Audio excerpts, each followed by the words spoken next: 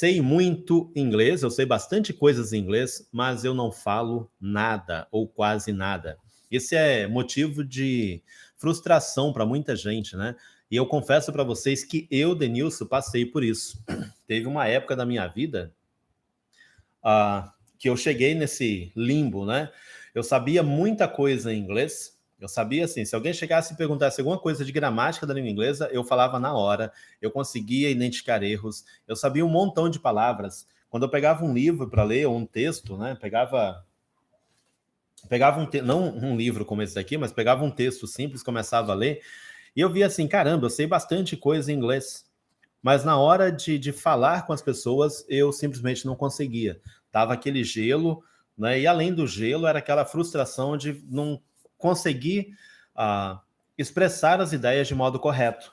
Então eu lembrava, depois, quando eu parava um pouquinho, eu falava, poxa, mas eu sei as palavras, eu sei a gramática, por que eu não consigo falar? E eu acho que muita gente passa por isso, né? Eu acho que muita gente passa por esse tipo de situação também. E por que isso acontece? Já que isso é tão comum, isso não é coisa, exclusividade só de uma ou duas pessoas. Mas muita gente passa por essa situação, por esse probleminha. E por que ele acontece? Então vamos lá. As razões pelas quais a gente tem essa coisa do saber muito inglês e não conseguir falar é justamente pelo fato de quando nós começamos a aprender inglês, lá no básico mesmo, ou você estudando sozinho, a gente se devota muito na escrita e na leitura. Então a gente estuda muita gramática, né? Então pega muita gramaticazinha e fica ali horas e horas estudando gramática, lendo regrinha de gramática, fazendo tarefa. Ou seja, a gente mais lê e escreve quando começa a aprender inglês. Escuta, mas escuta, assim, aquelas coisas bem básicas que a gente já está ali acostumado e quer se acostumar com aquilo, né? Então, a gente não pratica muito o speaking e o listening quando começa a estudar inglês.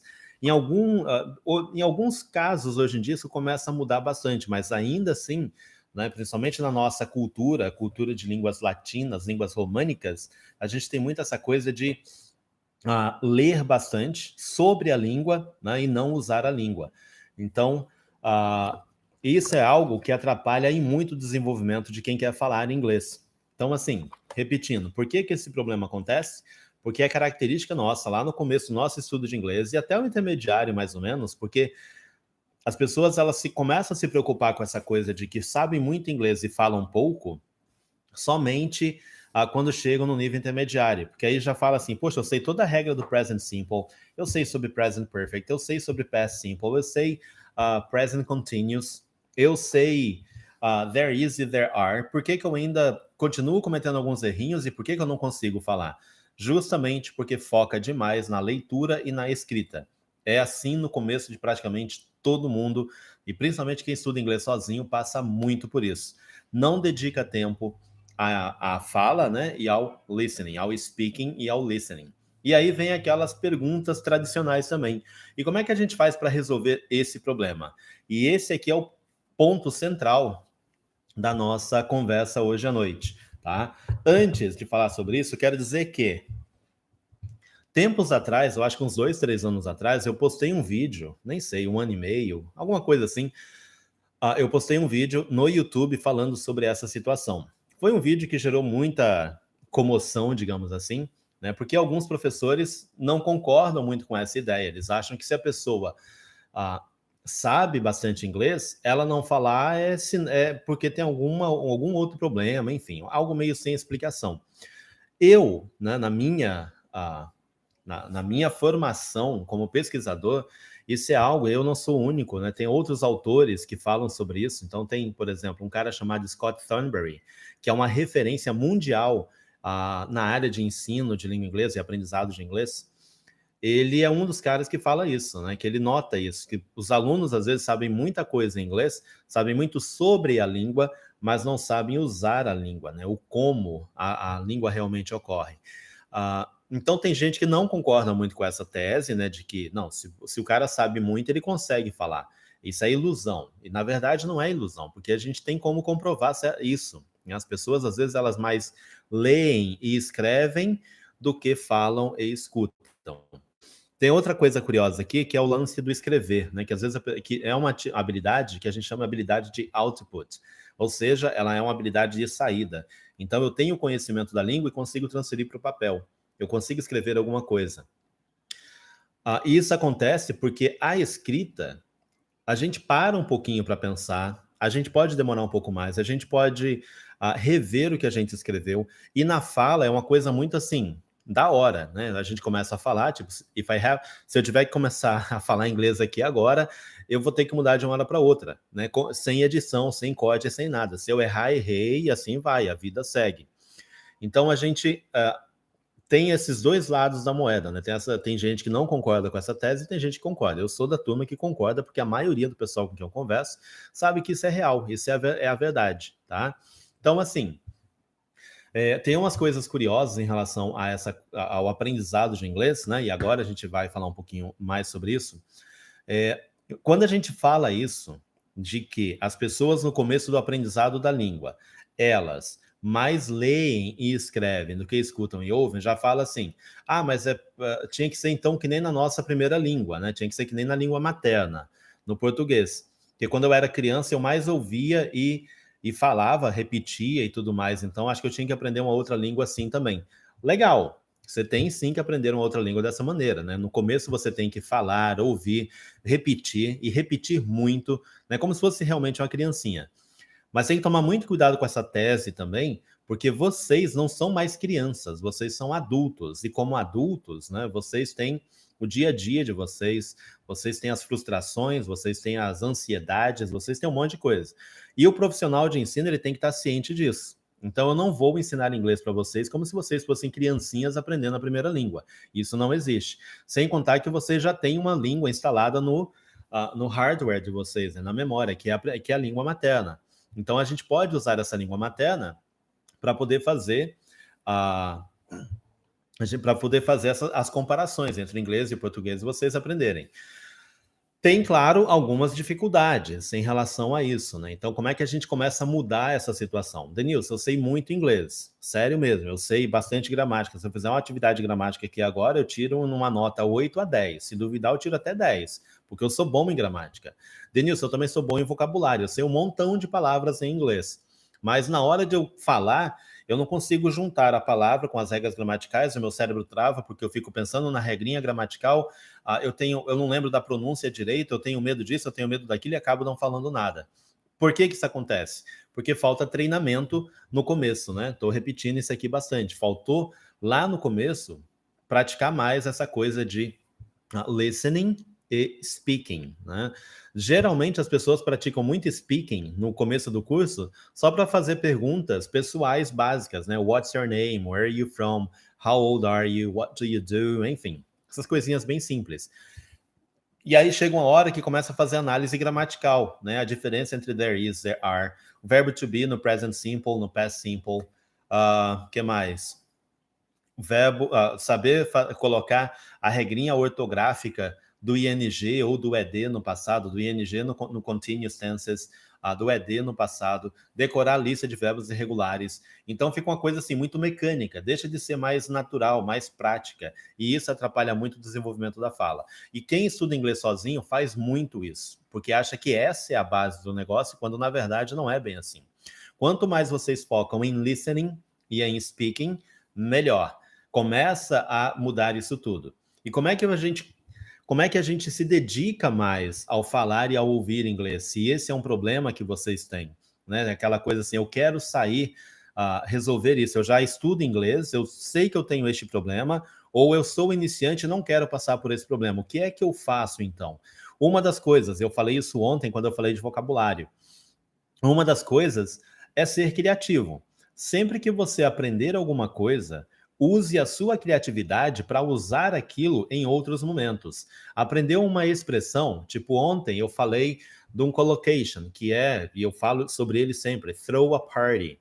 Então, se você começa a pegar esse throw a party e criar exemplos com ele, né, com essa combinação, sabendo que throw a party significa fazer uma festa, nunca diga make a party or do a party, porque quem estuda muita gramática e palavrinha solta vai fazer esse tipo de tradução, tem que aprender a combinação, throw a party.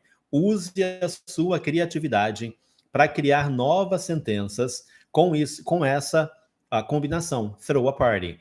I'm gonna throw a party to mom. Eu vou dar uma festa, fazer uma festa para a mamãe. Ok? They threw a birthday party. Eles fizeram uma festa de aniversário. Enfim, ou você procura mais exemplos e crie seus próprios exemplos, use a sua criatividade e faça frases naturalmente. Não tenha, o objetivo é praticar aquilo que você está estudando, aquilo que você quer lembrar, tá? Aquilo que você quer memorizar, na verdade. E quanto mais você fizer isso, melhor. Então, isso vai te ajudar bastante. Por que todo mundo lembra de coisas como The book is on the table, What's your name, Where are you from, How old are you? Por que todo mundo praticamente lembra disso? Justamente pelo fato de ouvir e repetir isso inúmeras e inúmeras vezes. Em relação às outras coisas, deveria ser a mesma. Por isso que é muito importante que vocês anotem isso aí, tá? Além da criatividade, é muito importante que no estudo de vocês, quando vocês estiverem se organizando para estudar inglês, não é se organizar em termos gramaticais. Hoje eu estudo present simple, amanhã o past simple, depois de amanhã present continuous, depois o past. Não é isso que vocês têm que estudar. Isso é só um detalhe, né? Um grãozinho de areia no oceano de coisas aí que vocês precisam ter em mente. Então, o legal, e é uma coisa que eu sempre falo, é estudar tendo como objetivo vocabulário de uma determinada situação. É você aí se organizar e pensar, bom, eu quero aprender a falar inglês porque eu me imagino fazendo uma viagem um dia com a minha família, acabando esse negócio, essa loucura que a gente está vivendo agora, eu quero fazer uma viagem com minha família para tal local, quero ir para a Inglaterra, quero ir lá conhecer Londres, quero ir no interior lá das cidadezinhas, eu quero ir lá onde o Shakespeare nasceu, né, viveu e tudo mais, e aí você pensa, bom, o que eu preciso aprender? Bom, sei lá, eu vou pegar um táxi, um Uber de vez em quando e posso puxar conversa com o motorista, né? Que tipo de conversa eu vou ter com essa pessoa? E aí você começa a imaginar diálogos que você teria com aquela pessoa. Você pode entrar em sites que tenham esse tipo de assunto, né, de situações, e ler a respeito, ver as frases principais, decorar essas frases. Então, é de extrema importância, aí sim, anotem aí o resumo do que eu quero dizer, é de extrema importância que vocês estudem, tendo como base situações do cotidiano, seja de trabalho, seja de faculdade, seja do dia a dia, seja o que for. Então, situações do cotidiano e diálogos, porque é isso aí que vai ajudar você a entender como é que a fala ocorre. A gramática é um mero acessório dentro disso daí. Então, vocês vão pensar assim, eu vou para um restaurante, eu vou ter que comer 1 hora. Que tipo de diálogo eu vou ter com o garçom, né? O garçom ele vai perguntar se eu quero fazer o pedido, aí eu vou fazer o pedido, eu vou ler o menu, vou dizer lá o que eu quero e tudo mais, depois vou pedir a conta, vou dizer que a conta está errada ou que está certa, vou agradecer. Você imagina um diálogo com o garçom. Se você encontrar material, e tem muito material disso na internet, encontrar site que tenha esse tipo de diálogos situacionais, lembram desse nome, diálogos situacionais? Baixar esses diálogos, baixar o áudio e usar isso como guia de aprendizado durante a semana ajuda muito vocês, porque é muito melhor do que ficar só decorando regrinha gramatical e palavrinhas soltas ao longo de uma semana. Então, foquem em aprender diálogos situacionais, ok? Se o seu objetivo é para trabalho, para negócios, pense no seu ramo de negócios, o tipo de situações que você estaria envolvido. Eu vou me envolver com situações de venda. Então você pensa assim, bom, como é que eu vendo meu produto em português? E começa a imaginar a situação em inglês. Isso era uma coisa que quando a ficha caiu para mim, lá na década de 90, quando eu estava estudando inglês, quando a ficha caiu para mim em relação a isso, todas as vezes que eu estava na rua, estava em algum canto, eu ficava imaginando como eu teria um diálogo com aquela pessoa naquela situação em inglês. É coisa de louco, mas quem quer aprender inglês vai ter que dar uma de louco, vai ter que falar sozinho, vai ter que se virar. Então, por exemplo, eu sempre conto isso, né? Quando eu estava no banco para trocar um cheque, né, na época a gente trocava cheque salário, eu me imaginava quando eu estava na fila, além de reclamar que a fila não andava, que estava quente, estava ruim, não sei o quê, às vezes eu parava e falava assim, tá, peraí, como é que eu falaria, né? Como é que eu teria um diálogo com o cara do caixa sobre essa situação que eu estou aqui agora? Eu quero trocar o cheque. Como é que eu diria para ele, quero trocar esse cheque? Aí ele vai me falar alguma coisa. Aí eu vou falar, eu quero em notas miúdas. Como é que eu diria notas miúdas em inglês? Eu quero depositar metade desse valor. Como é que eu diria isso? Depositar a metade do valor. Aí eu imaginava, sei lá, ele falando alguma coisa de próximo mês, enfim, ou o que tinha acontecido na poupança naquele mês. Eu ficava imaginando umas coisas assim meio loucas. E aquilo que eu sabia falar em inglês, eu praticava ali mentalmente, dentro da minha cabeça, normal, ajudava a passar o tempo, a se divertir e tudo mais. Eu estava revendo meu conteúdo de inglês, aquilo que eu estava aprendendo, e estava vendo também coisas que eu não sabia. Que quando eu pensava em algo assim, como é que eu falaria isso? E isso eu não sei. Eu anotava num papelzinho para não esquecer, e quando eu chegava em casa eu ia estudar. Agora eu sei como é que é. E às vezes eu escrevia também, às vezes eu escrevia também o diálogo em papel, no caderno, e tentava praticar aquele diálogo em voz alta. Eu decorava diálogos, né, de livros, eu pegava livros de curso de inglês, isso aqui é um exemplo, tá? E aí eu pegava algum diálogozinho que tivesse, e eu ia ler aquele diálogo, decorava o diálogo, isso me ajudava muito. E acima de tudo, usar a criatividade. Isso é usar a criatividade a favor do seu aprendizado, e a gente tem que fazer muito isso. Outra coisa importante, bom, eu falei então, usar a criatividade, estudar tendo como base o conteúdo de diálogos situacionais, né? Não é só gramática, isso aí você vai fazer a parte, eu falo muito sobre isso. Decorar palavras soltas, ok, legal, você quer decorar, beleza, mas foque também em frases completas, né? Aquilo que eu chamo de chunks of language, que são as frases completas, as frases fixas, as semifixas, os collocations, os polywords. Já falei muito sobre isso. Que mais?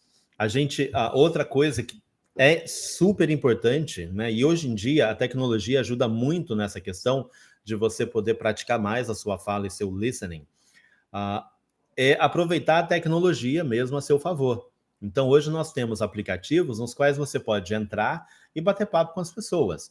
Quem já acessa o Clubhouse, quem já está no Clubhouse, tem várias salas de inglês nas quais as pessoas entram, se apresentam, falam que gostam, tem os temas lá que os moderadores colocam para cada momento, e isso ajuda e muito. Tem pessoas que começaram a usar o Clubhouse, estudantes de inglês, começaram a usar o Clubhouse há 30 dias atrás, né, e com o foco de melhorar o inglês, que estão melhorando absurdamente, porque tem contato com a língua quase que diário ali, para poder praticar, para poder falar alguma coisa, para poder se expressar. Então, o que eu quero dizer com isso é, aproveitem também a tecnologia. O Twitter está inventando algo parecido, né? Sala de bate-papo. Que mais? No Telegram também tem essa possibilidade, né, de você bater papo com outras pessoas em inglês, e é bater papo em tempo real, não é que nem mandar áudio pelo WhatsApp, né? Mandar áudio é uma coisa, o negócio é bater papo mesmo, é ali na hora. Porque se você mandar áudio, às vezes você vai ouvir o áudio e falar, nossa, que porcaria, vou apagar. E na vida real, não tem como apagar. Você vai falar e vai ter que se expressar daquela maneira. E é assim, isso vai ajudando muito vocês a resgatar o conhecimento que vocês têm da língua, aquele montão de coisas que vocês sabem, vai começar a fluir de uma maneira bem mais natural. Porque o que está faltando aí nessa história, né, de resolver o problema dessa situação de sei muito inglês, mas não falo nada, é justamente a questão de começar a falar. E vocês precisam falar. O objetivo de todo mundo é falar inglês, né? E aí vai se aperfeiçoando, vai melhorando. Sobre melhorar, vem num outro ponto, né? Além de aproveitar a tecnologia, as oportunidades tecnológicas, vocês têm também que aproveitar, não podem ter medo dos erros, né? E aprender com os erros. Eu sempre bato nessa tecla. Quando eu comecei a aprender inglês, e tinha a oportunidade, eu sempre fui meio cara de pau em relação a isso. Quando eu tinha a oportunidade de falar inglês com alguém, eu falava do meu jeito, não estava nem aí. Aí vocês vão falar assim, mas nem todo mundo é assim. Concordo, nem todo mundo é assim. Mas acho que o grande problema da maioria das pessoas não é a vergonha, sei lá, não é medo, né? É essa vergonha de o que vão achar do jeito que eu vou falar. O importante é que você fale, você vai começar a falar. Se eu me mantivesse calado durante o tempo todo, talvez eu não falaria inglês hoje. Talvez eu teria desistido em algum momento. Então, a partir do momento que você começa a usar o que você sabe, mesmo cometendo erros, né? Mesmo e aprendendo com esses erros, com o tempo você vai vendo que você está melhorando. É bom cometer erros, porque aí eu vejo o que eu tenho que melhorar. É bom cometer erros porque eu vejo que eu já melhorei. Então, um exemplo que eu dou sobre isso, não é de fala, mas é de escrita. Eu tinha o hábito, quando eu lá em 92, 93, 94, enfim, eu peguei a mania de ter um caderno no qual era um tipo um diário. Não era um diário, mas é como se fosse um diário, tá? O que eu fazia nesse caderno? Eu tinha uma parte nele que eu anotava o que eu tinha feito no dia. Né? Assim, poderia ser o dia mais repetitivo, um dia comum na vida de qualquer adolescente brasileiro, e não acontece nada de tão impressionante assim, ainda mais que não tinha internet. Eu colocava lá o que eu tinha feito. Eu fui para a escola, eu fui trabalhar, eu acordei tal horas, eu fiz tal coisa, no trabalho, na escola eu tive aula disso e daquilo outro, tive que apresentar trabalho de não sei o que, conversei com não sei quem sobre tal assunto. Então eu colocava essas coisas. Às vezes eu escrevia sobre coisas que eu ia fazer na semana seguinte. Semana que vem eu tô indo viajar, vou para casa da minha avó, passar as férias, não sei o que, isso, aquilo, e eu colocava lá. Às vezes colocava coisas que eu pensava em fazer algum dia na vida. Né? Daqui 15 anos tenho o desejo de viajar para tal canto, fazer tal coisa, ter isso, aquilo, outro, tá casado, tá com tantos filhos, sei lá. Eu tinha a mania de escrever as coisas. E aí, por que eu tô falando isso? Questão dos erros. Acho que uns 10, 15 anos depois, bem mais que isso, eu encontrei um desses cadernos numa caixa que me acompanhava de mudança em mudança de um canto para o outro. E aí eu encontrei essa caixa com alguns livros de inglês dentro, livros daquela época que eu estudava, né? Alguns deles estão por aqui ainda. E encontrei também um daqueles caderninhos que eu acostumava fazer minhas anotações e escrever as coisas, meu pequeno diário, digamos assim. E eu fui ler aquilo. Gente, era tão assim, era um negócio tão cheio de erros, né? Tanto de vocabulário quanto de gramática, de construção de sentenças, de uso das palavras, tipo confusão entre as palavras hope, wait e expect, que tudo se traduz como esperar. Eu confundia as três e escrevia de qualquer jeito. Eu falava, nossa, eu usava dessa maneira, nossa, eu fazia assim, nossa, eu fazia aquilo. E fiquei com aquela coisa assim, que vergonha do meu inglês naquela época. Aí depois eu parei e pensei, não, vergonha não. Né? Legal, porque esse aqui é o começo. Vergonha seria se eu encontrasse esse caderno, visse aquelas anotações e falasse, aquela época eu sabia alguma coisa de inglês, hoje eu não sei nada, né? Eu deixei o sonho de lado.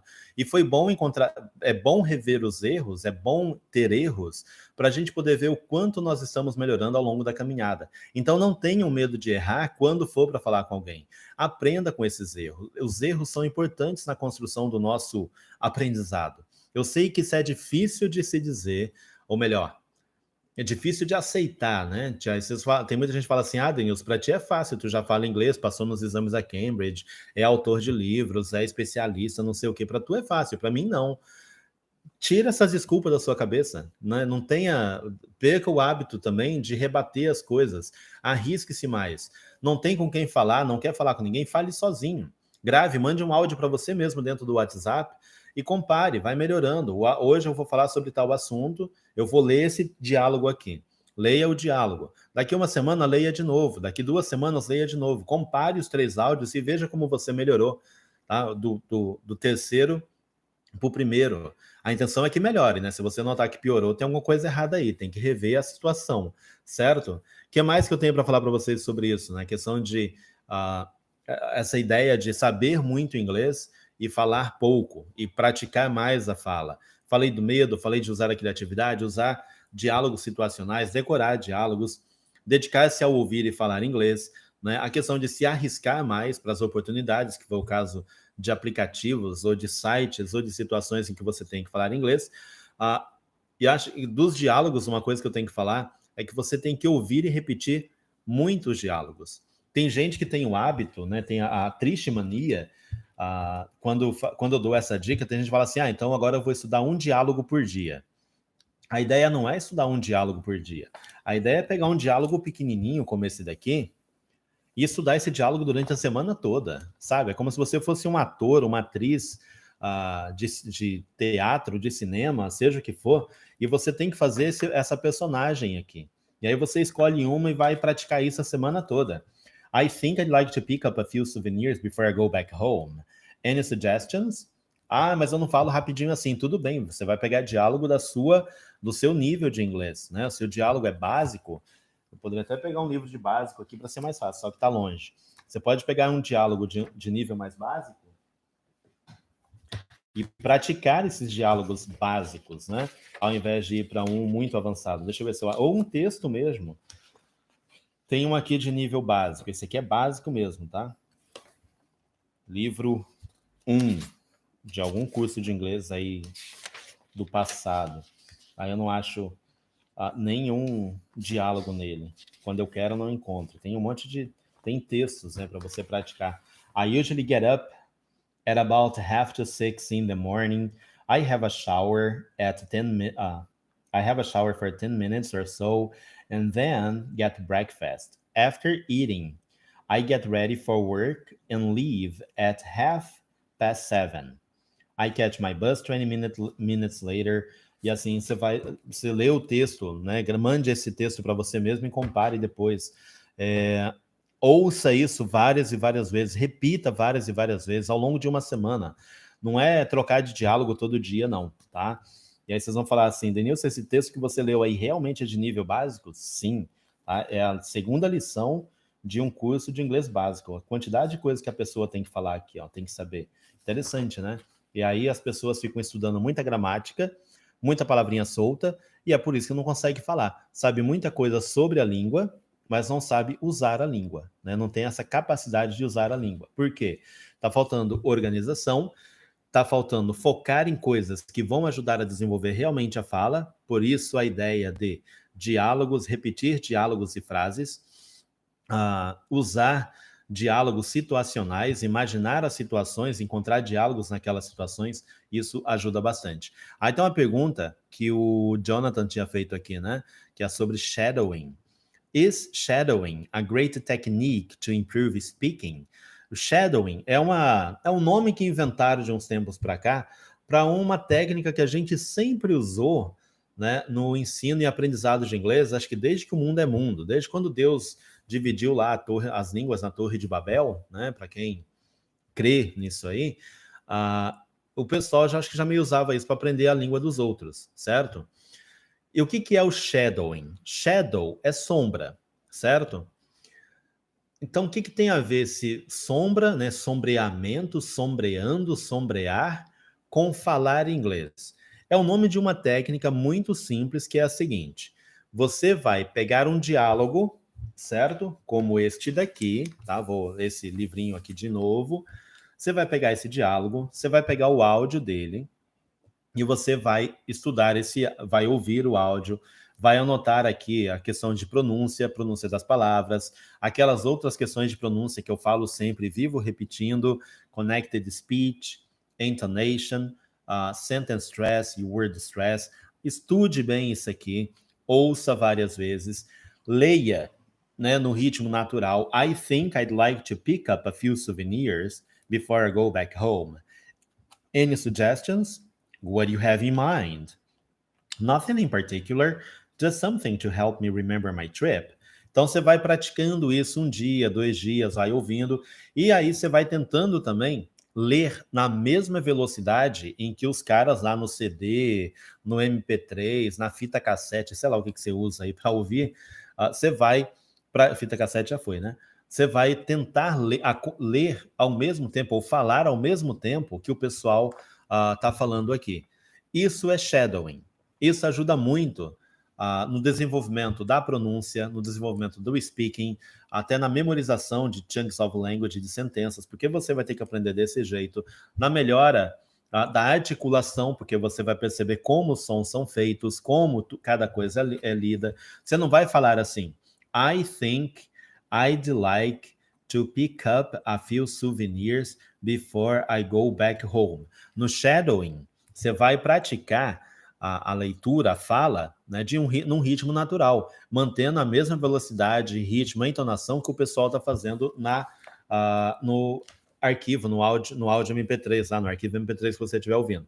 Aí você vai falar assim, mas eu sou iniciante, eu não consigo fazer isso. Tudo bem, então você vai pegar um material do seu nível. Você vai pegar um What's your name? Oh, my name is Dennis. And how old are you, Dennis? Ou nice to meet you, Dennis. Você vai pegar diálogos curtos, simples e vai começar a fazer isso.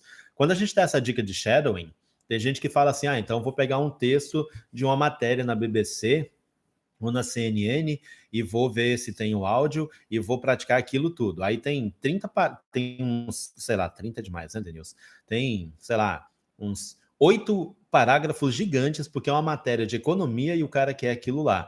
Calma, vai com coisas situacionais. Olha a ideia dos diálogos situacionais. Isso vai ajudar a desenvolver a fala. Vocês vão ver como o conhecimento que vocês têm, esse muito que vocês sabem, vai começar a fazer mais sentido na prática.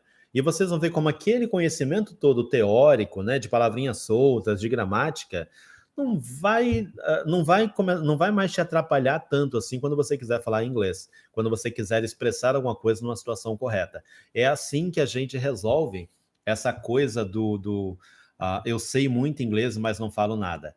É focando na fala, é focando uh, nas expressões, nas frases, nos diálogos, naquilo que você quer dizer. Isso sim faz uma grande diferença no desenvolvimento, né, do seu inglês, ok?